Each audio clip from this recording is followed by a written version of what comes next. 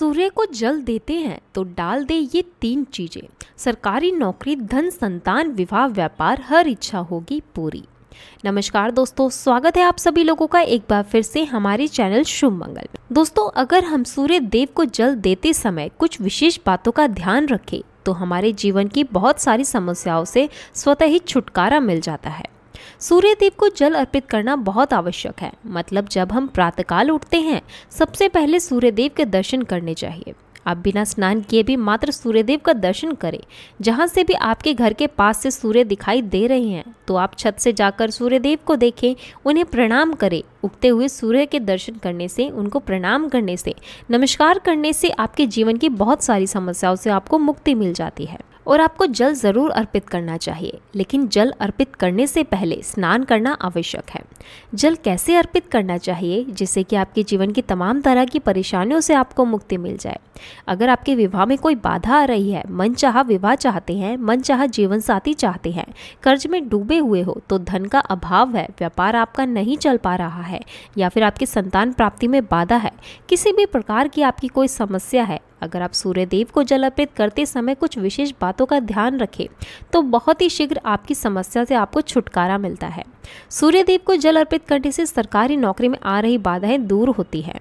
हमारा सूर्य जब मजबूत होता है तो हमारे कुछ समाज में मान प्रतिष्ठा की प्राप्ति होती है, सम्मान की प्राप्ति होती है, आत्मविश्वास बढ़ता है, मन मजबूत होता है, जिससे कि हम जीवन के हर क्षेत्र में सफलता प्राप्त करते हैं। किसी भी प्रकार का डर हमारे मन में नहीं रहता है, आत्मविश्वास से हमारा मन जो है भरा रहता है। सूर्य देव को जल अर्पित करना बहुत ही आवश्यक है। मतलब हर रोज आप स्नान के बाद जल तो जरूर अर्पित कीजिए। किस तरह से आप जल अर्पित करें जिससे कि आपके जीवन की समस्याएं दूर हों, ये सभी बातें हम आज आपको इस वीडियो में शेयर करने वाले हैं। और अगर आपको वीडियो अच्छी लगे तो पूरी वीडियो ज़रूर देख लीजिए। पूरी वीडियो देखने के बाद अगर आपको आज की वीडियो अच्छी लगे तो इसे लाइक कर दीजिए और ज़्यादा से ज़्यादा इस वीडियो को अपने फैमिली फ्रेंड्स के साथ शेयर कीजिए। और अगर चैनल पर पहली बार आए हैं और चैनल को सब्सक्राइब नहीं किया है तो चैनल को सब्सक्राइब ज़रूर कर लीजिए, साथ ही बेल बटन को प्रेस कर लीजिए। इससे ये होगा कि इसी तरह के सभी वीडियोस की नोटिफिकेशन आपको सबसे पहले मिलेंगी। चलिए अब बात करते हैं कि सूर्य देव को जल अर्पित करते समय हमें किन बातों का विशेष रूप से ध्यान रखना चाहिए। जो कि भविष्य पुराण के अनुसार सूर्य को अर्घ देते समय कुछ खास बातों का ध्यान रखना चाहिए। तो कौन सी हैं वो बातें जिससे कि ध्यान अगर हम रखेंगे तो सूर्य की कृपा हमें बहुत ही शीघ्र मिल जाती है। सबसे पहले अगर आपको सूर्य देव को जल देना है, जो कि देना ही है, आपको प्रातःकाल जल्दी उठना चाहिए। जल्दी मतलब सूर्योदय से पहले उठ जाएं। सूर्य के निकलने से पहले हमें उठ जाना चाहिए। और सूर्य के निकलने के बाद अगर हम उठते हैं तो हमारा सूर्य वैसे ही भी खराब हो जाता है और आपको अशुभ फल देने लग जाते हैं। तो इसलिए सूर्योदय से पहले उठें और उठकर स्नान आदि कर लें। उसके बाद आपको सूर्य देव को जल देना है। स्वच्छ वस्त्र धारण करके सूर्य देव जहाँ से भी आपको दिखाई दे, अपने घर में छत से, बालकनी से आपको जल देना चाहिए। अच्छा, अगर सूर्य देव ना दिखाई दे, आप किसी ऐसी जगह रहते हैं जहाँ से सूर्य नहीं दिखाई देते हैं, तो ऐसे में आप अपने घर में, अपने कमरे में भी, वहाँ पर भी सूर्य देव को स्मरण करते हुए किसी भी पात्र में जल दे सकते हैं। ये नहीं है कि सूर्य देव दिखाई नहीं दे रहे हैं तो आप जल नहीं दे सकते हैं। आप बिल्कुल अपने कमरे में बैठकर ही सूर्य देव की आराधना करें, उनका स्मरण करें, उनके मंत्र का जाप करें, आदित्य हृदय स्तोत्र का पाठ करें। और सूर्य देव को जल भी आप अपने कमरे में ही किसी भी पात्र में दे सकते हैं। और उसके बाद उस पात्र का जल उठाकर आप किसी गमले में डाल दीजिए। तुलसी के गमले में नहीं डालना है, ये बात आपको ध्यान रखनी है। और अगर आपको सूर्यदेव दिखाई दे रहे हैं घर से तो अत्यंत श्रेष्ठ है। आप अपनी छत पर या बालकनी से सूर्यदेव को देखते हुए जल अर्पित करें। इसके लिए आपको चाहिए तांबे का एक पात्र, तांबे का एक लोटा ले लीजिए। सूर्यदेव को जल अर्पित करना चाहिए और आप उसमें शुद्ध जल भरें। उसके बाद ही आपको सूर्यदेव को जल देना है। स्वच्छ जल भरकर और दोनों हाथों से आपको पात्र पकड़ना है। दोनों हाथों से जब आप पात्र पकड़ें, इस बात का ध्यान रखें कि आपके अंगूठे का स्पर्श उस पात्र से नहीं होना चाहिए। और आप तभी भगवान सूर्यदेव को जल अर्पित करें। सूर्य को जल दे रहे हैं तब आपको ये भी ध्यान रखना है कि जब आप धार दे रहे हैं तो वो आपके पैरों पर उसके छींटे ना पड़े। तो इसके लिए आपको क्या करना है, आप अपने सामने या तो एक पात्र रखकर आप उसमें जल दीजिए, कोई गमला रख लीजिए या कोई साफ पात्र रख लीजिए जिसमें आपको सूर्यदेव को देखते हुए, स्मरण करते हुए जल देना है। इस प्रकार से आप सूर्यदेव को जल दें। और जब आप सूर्यदेव को जल देते हैं तो मंत्र जरूर बोलना है। आपको ओम सूर्याय नमः, ओम भास्कराय नमः, श्री सूर्य नारायणाय नमः, इस मंत्र के द्वारा भी आप सूर्यदेव को जल दे सकते हैं। गायत्री मंत्र के द्वारा भी आप सूर्यदेव को जल दे सकते हैं। तो मंत्र का उच्चारण करते हुए, जिस भी मंत्र का उच्चारण कर पाते हैं उसका उच्चारण करते हुए भगवान सूर्यदेव को जल देना चाहिए। पूर्व दिशा की तरफ आपका मुख होना चाहिए जब आप सूर्यदेव को जल देते हैं, और थोड़ा सा छुपकर ही सुबह के समय जल दिया जाता है। तो इसी प्रकार से आपको जल देना है। और आपको ध्यान रखना है कि जब आप सूर्य को जल देते हैं तो जो धार गिरती है पानी की, वो आप जल अर्पित करते हैं तो वो धार दे रहे हैं, उसके बीच में जो सूर्य की किरणें आती हैं उसको देखिए और उसे देखते हुए आपको जल देना चाहिए। जल देने के बाद आपको परिक्रमा अवश्य करनी चाहिए। जब भी आप सूर्यदेव को जल अर्पित करते हैं उसके बाद आपको परिक्रमा करनी है। आप चाहे तो एक परिक्रमा कर सकते हैं, चाहे तो 3 परिक्रमा भी कर सकते हैं। भगवान सूर्य के मंत्रों का स्मरण करते हुए जिस जगह पर खड़े हैं आप उसी जगह पर आपको 1 बार या 3 बार परिक्रमा करनी है। ऐसे कहते हैं भविष्य पुराण की, सूर्य देव का ध्यान करते हुए अगर परिक्रमा की जाए अर्घ देने के बाद तो समस्त प्रकार की परेशानियां दूर हो जाती है और सभी प्रकार की इच्छाएं भगवान सूर्य देव उस व्यक्ति की पूर्ण करते हैं। जो सूर्य देव को जल अर्पित करने के बाद परिक्रमा करता है तो इस तरह से आपको ध्यान रखना है, जल देते समय बहुत ही सावधानी से आपको सूर्य देव को जल देना चाहिए। और आपको ध्यान रखना है कि आप सूर्य उदय से पहले उठ जाएं और स्नान करने के बाद उगते हुए सूरज को जल दें, तो ये बहुत श्रेष्ठ रहेगा। और जब आप जल चढ़ा रहे हो पैरों में जूते चप्पल नहीं होने चाहिए, लेकिन आप चाहें तो अपने पैरों के नीचे एक आसन रख सकते हैं जिससे कि आपका सीधा स्पर्श, सीधा संपर्क धरती से ना हो।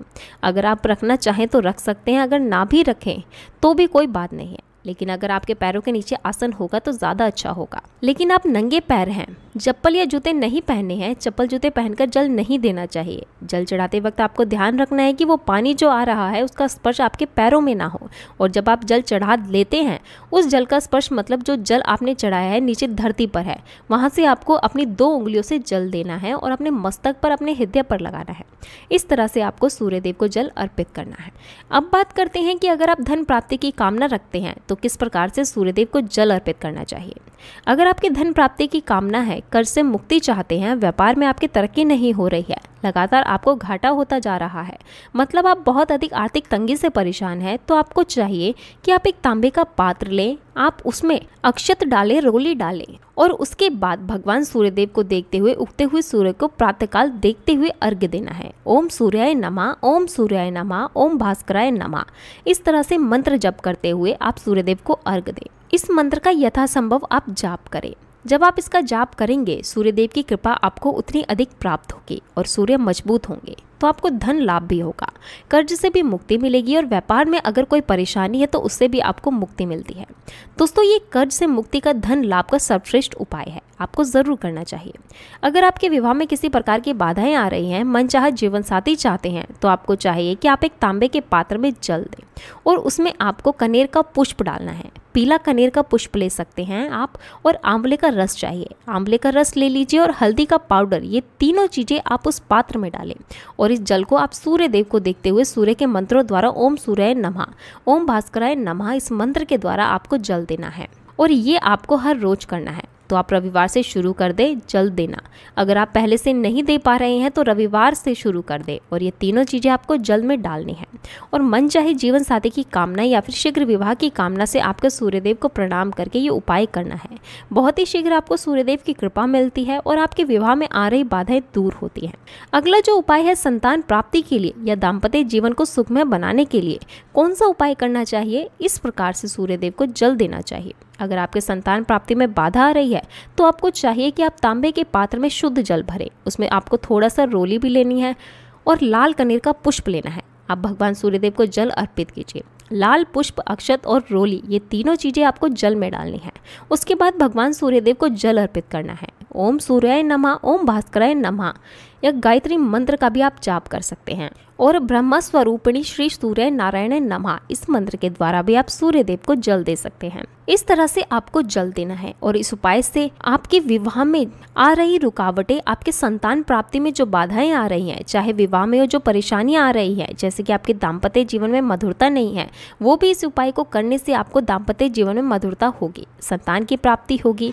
और इस तरह से जब हम जल देते हैं तो घर में सुख समृद्धि का भी आगमन होता है, धन लाभ भी होता है। तो ये बहुत ही श्रेष्ठ होता है। लाल पुष्प डालकर अगर आप भगवान सूर्यदेव को जल देते हैं और सुबह सुबह भगवान सूर्यदेव को जल देकर उनके मंत्रों का जप करना बहुत श्रेष्ठ माना जाता है। तो आप अगर किसी भी परेशानी से जूझ रहे हैं, समस्याओं से घिरे हुए हैं, कोई रास्ता नहीं मिल रहा हो, आपको सूर्यदेव को जल जरूर देना चाहिए। अगर आप प्रतिदिन भगवान सूर्यदेव के मंत्रों का जाप करेंगे और सूर्यदेव को जल अर्पित करेंगे तो बहुत ही शीघ्र आपकी समस्याएं दूर हो जाती हैं। दोस्तों, उम्मीद करती हूँ आज की ये वीडियो से आपको लाभ अवश्य होगा। वीडियो आपको अच्छी लगी हो तो लाइक कर दीजिएगा और ज़्यादा से ज़्यादा इस वीडियो को अपने फैमिली फ्रेंड्स के साथ शेयर कीजिएगा। चैनल को सब्सक्राइब कर लीजिए, बेल बटन को भी प्रेस कर लीजिए। इससे ये होगा कि इसी तरह की सभी वीडियोज़ की नोटिफिकेशन आपको सबसे पहले मिलेंगी। तो मिलती हूँ आपसे अगली वीडियो में, तब तक के लिए नमस्कार।